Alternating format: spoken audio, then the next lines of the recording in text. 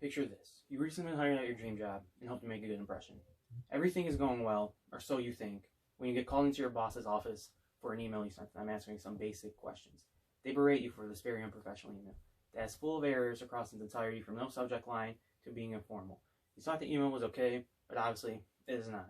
This can happen to anyone in any career, especially when the mistake, like the one above, is only ever taught in specific settings, that lesson being basic business etiquette. And having this knowledge can not only help you avoid embarrassing mistakes, but also may help propel your career forward.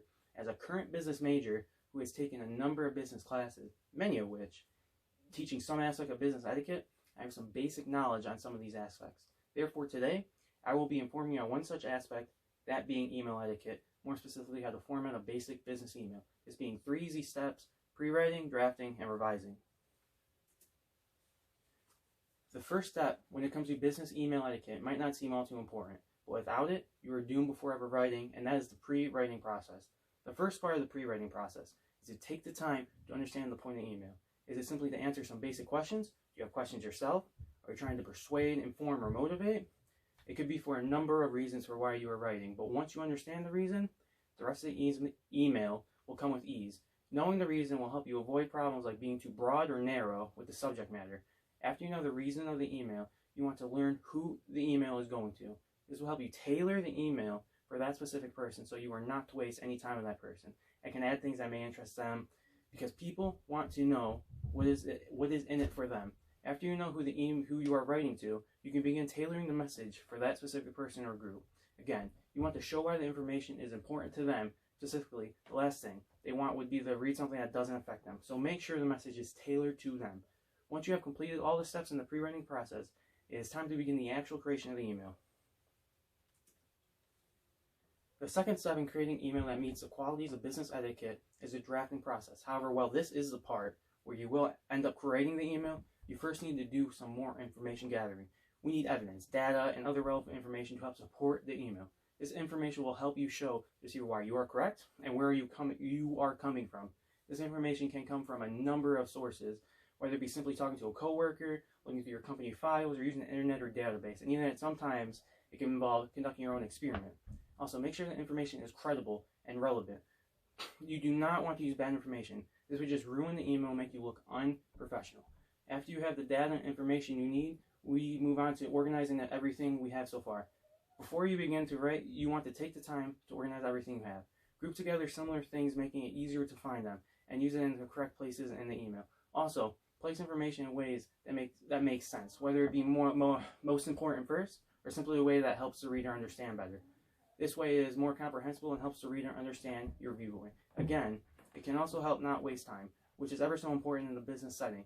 The final part of the drafting process is the fun part, where you actually write the email. Honestly, this part is decently straightforward, especially since you have already organized it.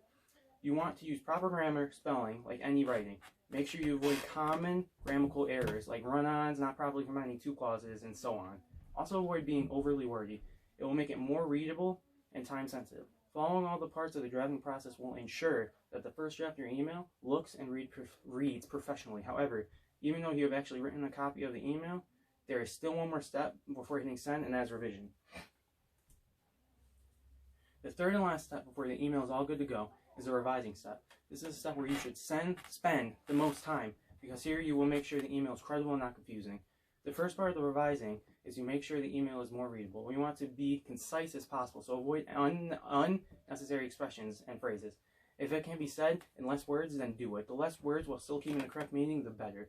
It will not only make it more time concise, but will also make it more comprehensible.